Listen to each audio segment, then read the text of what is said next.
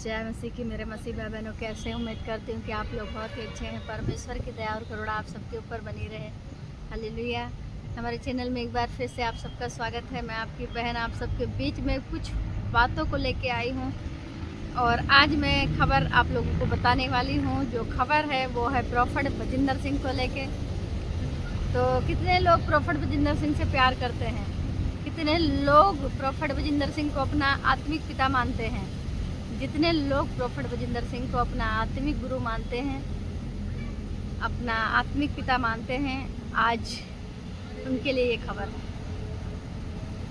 तो छोटी सी रिक्वेस्ट है कि अगर चैनल पर नए हैं तो चैनल को सब्सक्राइब कर लेना, बेल आइकन की घंटी को ऑन कर लेना, जिससे कि जो भी वीडियो में प्रोफेट बजिंदर सिंह या फिर कोई भी ऐसी न्यूज आए उसका नोटिफिकेशन सबसे पहले आप लोगों तक पहुँचे।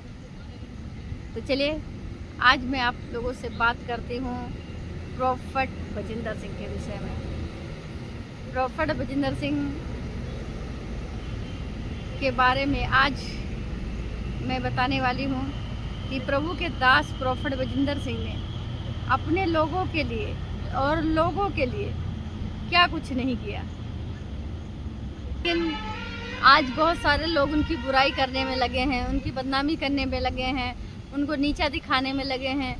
लेकिन आज तक कभी जो प्रोफेट बजिंदर सिंह ने जो अच्छाई किया वो कोई नहीं बोल रहा है, कोई नहीं दिखा रहा है। खैर कोई नहीं, इससे किसी की सौकाई नहीं कम हो जाएगी, ना किसी से जो है परमेश्वर का सिंहासन हारने वाला है। लेकिन जो परमेश्वर का दास है तो वो परमेश्वर खुद जानता है कि हाँ सच में हमारा दास है कि नहीं है। ऐसे कहने से थोड़ी ना होता है कि कोई कहे आकर कह दे कि हे प्रभु क्या मैंने तेरे नाम से भविष्यवाणी नहीं की, क्या तेरे नाम से दुष्ट आत्माएं नहीं निकाली। तो परमेश्वर उस समय क्या बोलेगा कि ये छलकपटी पापी, तू मेरे नज़रों के सामने से दूर हो जा, मैंने तुझे कभी नहीं जाना। अगर परमेश्वर उसे जानता तो ऐसा नहीं बोलता। तो ऐसे कुछ ऐसे लोग हैं जो अपने आप को प्रभु का दास तो कहते हैं, लेकिन वो किसी की बुराई करने में या किसी की बेइज्जती करने में या उसकी इंसल्ट धज्जियाँ उड़ाने में कसर नहीं रखते हैं। अब वो सोचते हैं कि भाई हम बहुत अच्छा काम कर रहे हैं, लेकिन ऐसे लोगों को परमेश्वर से कोई भय नहीं है, क्योंकि परमेश्वर नहीं कहता है कि किसी का मजाक बनाओ, किसी की कॉमेडी बनाओ, किसी को गाली दो या किसी का गलत कुछ भी करो। कि मसीहत यही होती है जहाँ तक मैं जानती हूँ। लेकिन अभी तक तो नहीं नॉलेज था, लेकिन अब मैं परमेश्वर के वचनों में ज़्यादा वचन पढ़ती हूँ तो इस चीज़ मुझे नॉलेज हुआ कि प्रभु के वचन में ये चीज़ लिखा है कि कोई तुम्हारे गाल पे एक थप्पड़ मार दे तो तुम उसके सामने दूसरा भी फेर दो। प्रभु यीशु मसीह के ऊपर कितना अत्याचार हुआ और प्रभु यीशु मसीह के ऊपर आरोप किसने लगाया? प्रभु यीशु मसीह का चेला ही लगाया। तो ऐसे आज बहुत सारे प्रोफेट बजिंदर सिंह के चेले बैठे हुए हैं जो चंद चीज़ों के लिए, चंद पैसों के लिए आज वो अपने आत्मिक गुरु प्रोफेट बजिंदर सिंह को ही भूल गए और उनके ऊपर गंदे गंदे बहुत सारे घटिया आरोप लगाना शुरू कर दिए। खैर कोई नहीं, परमेश्वर क्या सच है क्या झूठ है ये तो परमेश्वर न्याय करेगा, इससे हम लोगों से क्या मतलब है। लेकिन आज जो बहुत सारे लोग हैं जो प्रोफेट बजिंदर सिंह को बदनाम करने पे लगे हैं, लेकिन उनको ये सोचना चाहिए कि क्या प्रोफेट बजिंदर सिंह ने सब कुछ बुराई ही की है? क्या उसने कभी कोई अच्छाई नहीं की?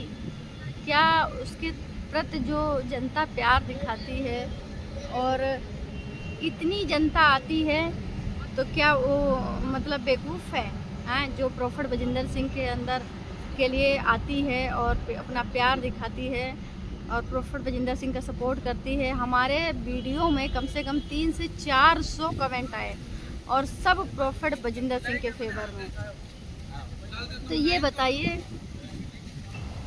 बताइए कि जो 300-400 कमेंट आए हैं और सब प्रोफेट बजिंदर सिंह के फेवर में बोले हैं, और कुछ कमेंट तो ऐसे भी आए हैं कि मैं आप लोगों को दिखा भी सकती हूँ उसका प्रूफ।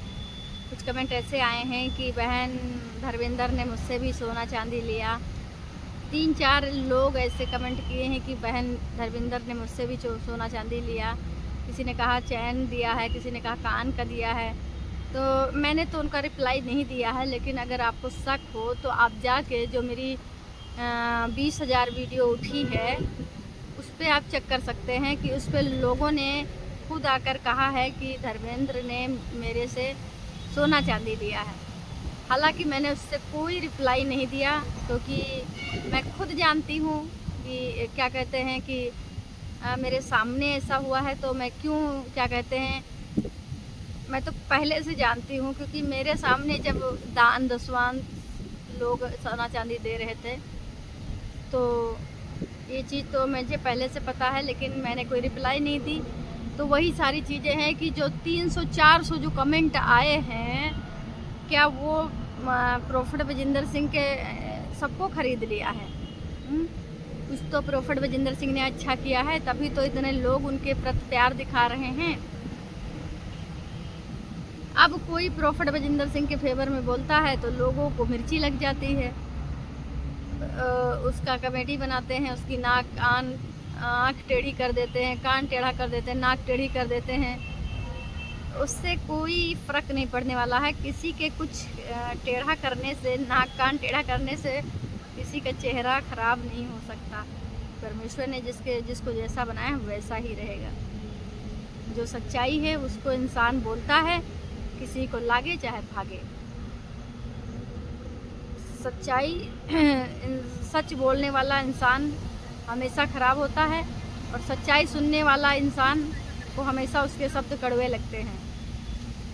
लेकिन ये बात बिल्कुल सही है कि प्रॉफिट विजेंद्र सिंह ने जीवन में अपनी गलतियां बहुत की होंगी, लेकिन उन्होंने अच्छाई हज़ारों की है, लेकिन अच्छाई कोई भी नहीं दिखा रहा है, सिवाय उनकी बुराई दिखा रहा है। तो एक बात बताइए मेरे भाई, एक बात बताइए मेरे भाई कि जीवन में ऐसा कौन मनुष्य है जिसने कभी कोई गलती ना की हो? गलती तो हर किसी से होती है ना, हैं? गलती तो हर एक इंसान से हो जाती है।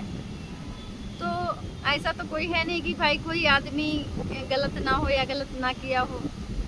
तो जब सब मनुष्य ही के ब्लड में ही पाप है, तो इंसान कैसे कोई कह सकता है कि हम निष्कलंक हैं, हम पवित्र हैं? तो यही सारी चीज़ें हैं। आज बहुत सारे लोग एक ही आदमी के पीछे पड़े हुए हैं, लेकिन वो ये नहीं जानते हैं कि भाई सबसे गलती गुनाह होता है, और कोई भाई इंसान, कोई भगवान तो है नहीं जिससे भाई कोई गलती ना हो। इंसान ही है ना, तो इंसान से सबसे गलती हो जाती है। तो इंसान को समझना चाहिए, एक दूसरे को क्षमा करना चाहिए। जब हम क्षमा करेंगे तो ही तो हमारी गलतियों को परमेश्वर क्षमा करेगा। अगर हम सामने वाले को क्षमा करेंगे तो हम जो गलती करेंगे उसको जो है परमेश्वर क्षमा करेगा। जब हम ही नहीं क्षमा करेंगे तो भाई परमेश्वर कैसे क्षमा करेगा हमारी गलतियों को? ये चीज़ लोगों को समझना चाहिए। और क्या कहते हैं, रही बात प्रॉफिट विजेंद्र सिंह की, तो प्रॉफिट विजेंद्र सिंह बहुत जल्द जेल से रिहा होने वाले हैं। ये बहुत बड़ी खुशखबरी है हम लोगों के लिए, और बहुत बड़ी खुशी की बात है, क्योंकि जो जितने हजारों लोग, लाखों लोग प्रॉफिट विजेंद्र सिंह उससे प्यार करते हैं, उनको अपने आत्मिक गुरु मानते हैं, तो उनकी दुआएं खाली नहीं जाएंगी। ऐसे 2-4 लोगों के कहने से या उटपटांग बातें बोलने से या कॉमेडी बना देने से प्रॉफिट विजेंद्र सिंह की चर्च नहीं बंद हो जाएगी। ऐसे तो बहुत सारे लोग आते हैं और बोल के चले जाते हैं, लेकिन इंसान का जो काम है वो होता रहता है। प्रभु का काम किसी 2-4 लोगों के, ऐसे फालतू लोगों की वजह से प्रभु का काम नहीं रुकेगा, वो बढ़ता जाएगा।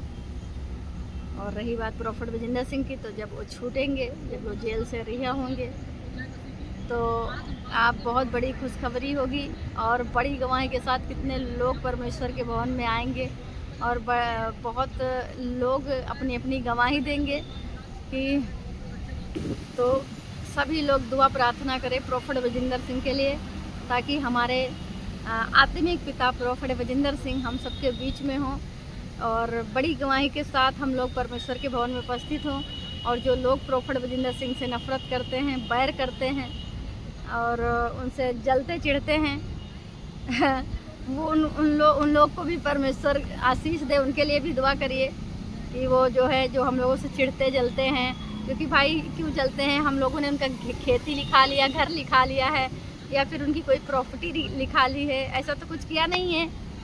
सिर्फ यही तो हम लोग प्रोफेट बजिंदर सिंह के फेवर में वीडियो बनाते हैं, इसीलिए हम लोग उनके दुश्मन बन गए हैं।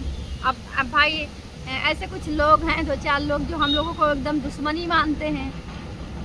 तो मेरे भाई जितने लोग हम लोगों से चिढ़ते हैं, उन लोग को भी परमेश्वर आशीष दे और वो तरक्की पे जाएं, क्योंकि उनकी सोच जैसी है वैसा ही सोचेंगे, उसमें हम सब लोग क्या कर सकते हैं। लेकिन ये है कि हम इतना कर सकते हैं कि उनके लिए दुआ प्रार्थना करिए, ताकि लोग एक दूसरे पर दोष ना लगाएं।